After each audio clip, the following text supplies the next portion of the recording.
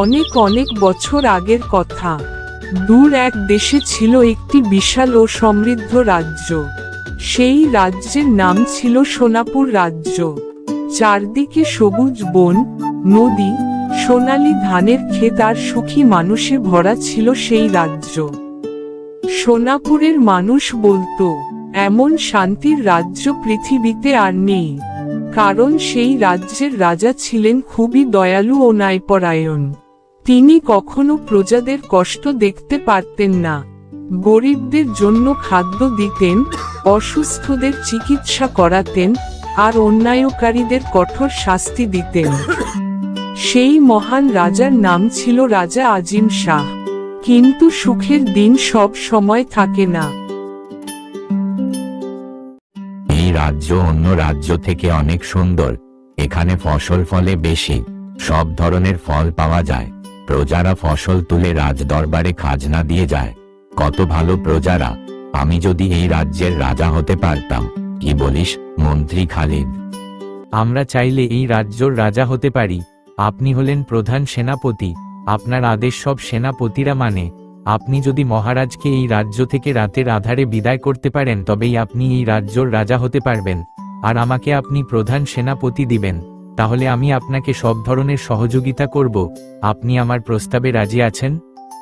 আমি তোমার শর্তে রাজি আছি খালিদ। আমি আজকেই সব সেনাদের বলছি, যেন তারা তোমার কথা শুনে। আর তুমি আজ রাতেই ব্যবস্থা করো, যেন কেউ না জানতে পারে আমি এই রাজ্যর রাজা হতে চাই। তারপর তারা রাতের আধারে সকল সেনা নিয়ে মহারাজের সামনে উপস্থিত। মহারাজ বুঝে গেলেন যে তারা কি চাইছে।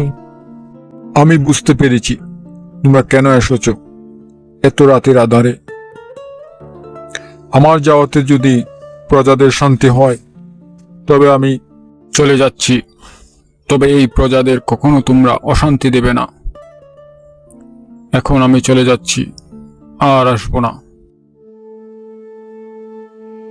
মহারাজ, আপনি কোথায় যাচ্ছেন? আপনাকে অনেক চিন্তিত লাগছে। তুমি আমাকে কিভাবে চিনো ভাই? আর এই জঙ্গলে গাছ হয়ে কথা বলতেছো, তুমি কে? মহারাজ, এই জঙ্গলে আমি রাজা। যখন কোনো প্রাণী বিপদে পড়ে সবার আগে সেটা আমি বুঝতে পারি। এই জঙ্গলে যে সময় আপনি পা রেখেছেন সেই থেকেই আমি বুঝে ফেলেছি আপনি এখানে কেন এসেছেন। বুঝতে পেরেছেন মহারাজ?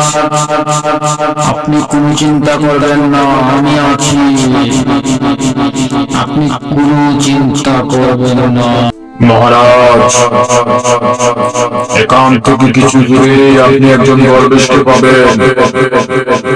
উনি আপনার জন্য অপেক্ষা করছেন। যান, সেখানে চলে যান। আপনার কোনো সমস্যা নেই, চলে যান। ঠিক আছে গাছ ভাই, আমি যাচ্ছি। তোমাকেও অনেক অনেক ধন্যবাদ আমাকে সাহায্য করার জন্য। রাজা সেখানে যেতে যেতে রাত শেষ হয়ে গেল। সকাল হওয়ার সঙ্গে সঙ্গে দরবেশের কাছে পৌঁছে গেলেন। বাবা, আমি জানি তোমার কোনো যাওয়ার জায়গা নেই। আজ থেকে তুমি আমার সাথে থাকবে। এখানে তুমি পাখির গান শুনতে পাবে। প্রকৃতি যে এত সুন্দর তা তুমি এখানে না থাকলে বুঝতে পারবে না। বাবা, আপনি কিভাবে আমাকে চিনলেন? তোমার ঠোঁট চুপ থাকতে পারে, কিন্তু তোমার অন্তর কখনো চুপ থাকে না। আমি সেই নীরব কথাগুলোই শুনি। তুমি বাইরে শক্ত, কিন্তু ভেতরে ভেঙে পড়েছ। নিজের সাথেই লড়াই করতে করতে ক্লান্ত হয়ে গেছো। মানুষের কাছে লুকাতে পারো, কিন্তু নিজের অন্তরের সত্য কখনো লুকানো যায় না। আল্লাহ চাইলে তুমি সবকিছু আবার ফেরত পেতে পারো। শুধু একটু ধৈর্য ধরো। এটা একটা আল্লাহ পরীক্ষা। এই পরীক্ষায় তোমায় টিকে থাকতে হবে। অবশ্যই তোমার জন্য ভালো কিছু অপেক্ষা করছে। তারপর থেকে রাজা দরবেশের সাথে থাকতে শুরু করেন। তাদের মাঝে অনেক কথাবার্তা হতো, তারা অনেক গল্প করতেন। আল্লাহ আমাদের পরীক্ষা করেন। যাকে তুমি অন্তর দিয়ে বিশ্বাস করবে সেই ব্যক্তিই তোমাকে টকাবে। আল্লাহ এইগুলো উপর থেকে দেখেন, তাই ধৈর্য ধরো। তোমার যা হারিয়েছে সবই পাবে, শুধু একটু সময়ের অপেক্ষা। এদিকে সোনাপুরের রাজ্যর রাজা আমি হলাম এই রাজ্যর রাজা। এখন থেকে সবাই আমার কথা শুনবে। আমি রাজা, কি বলিস মন্ত্রী খালিদ? হে, এখন থেকে আপনি হলেন রাজা, সোনাপুরের নতুন রাজা, আর আমি হলাম প্রধান সেনাপতি। অন্যদিকে আর একজন সেনাপতি, তিনি কিছুই বললেন না, তিনি তাদের দলে নেই। কিন্তু তার রাজত্ব শুরু হওয়ার কিছুদিন পরই অদ্ভুত ঘটনা ঘটতে লাগল। প্রথমে কয়েকজন অসুস্থ হল, তারপর পুরো গ্রামে রোগ ছড়িয়ে পড়ল। মানুষের জ্বর, কাশি, শরীর দুর্বল, কেউ সুস্থ হচ্ছে না। রাজ্যের চিকিৎসকরা ব্যর্থ। দিনে দিনে অবস্থা আরো খারাপ হতে লাগলো। ও বাবা, বাবা, এই রাজ্য নতুন রাজা যে দিন থেকে এসেছে সেই দিন থেকে এই রাজ্য একটা না একটা বিপদ লেগেই আছে। এই রাজা ভালো নয়।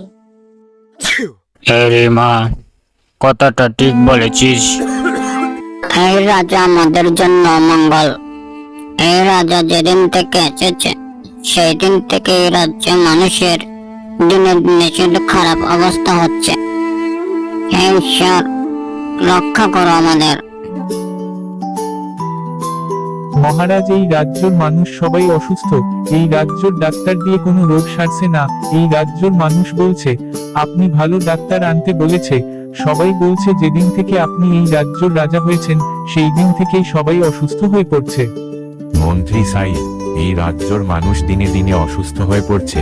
কি করব? রাজ্যর ডাক্তার দিয়ে কোনো কাজ হচ্ছে না। এখন কি করব? মহারাজ, এইখান থেকে অনেক দূরে একটা জঙ্গল আছে। সেই জঙ্গলে একজন জ্ঞানী দরবেশ থাকেন।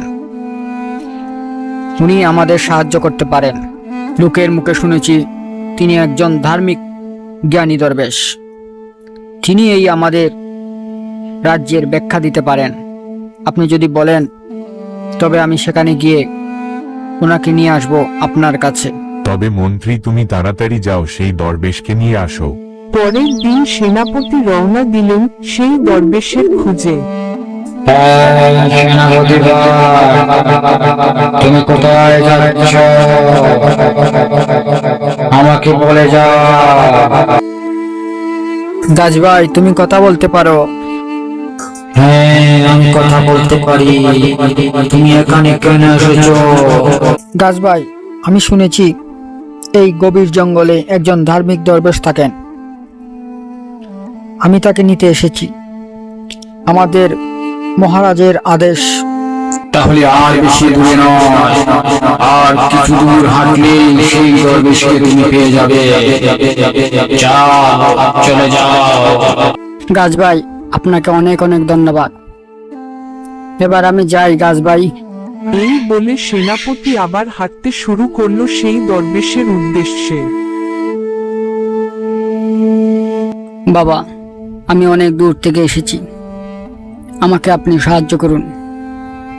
আমাদের রাজ্যে সবাই অসুস্থ, কারো অসুখ রাজ্যের ডাক্তার দিয়ে সারানো যাচ্ছে না।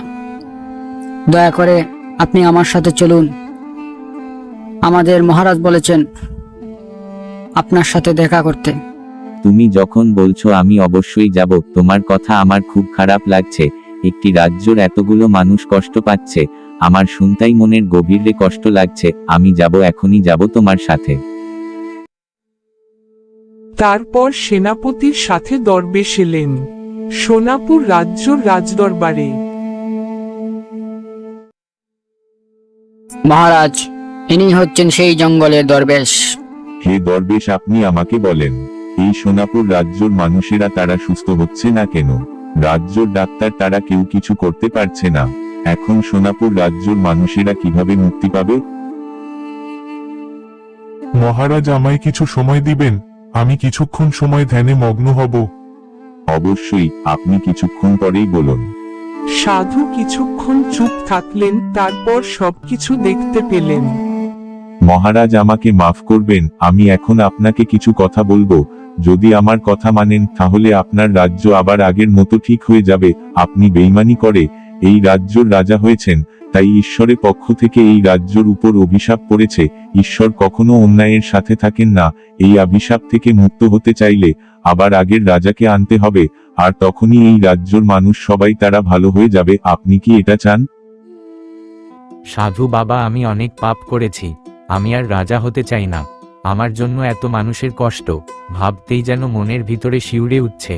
সাধু বাবা, আমাকে ক্ষমা করুন, আমি আর কোনো দিন ভুল কাজ করব না। সেনাপতি, তুমি এখনই আমাদের মহারাজকে খুঁজতে বের হয়ে যাও।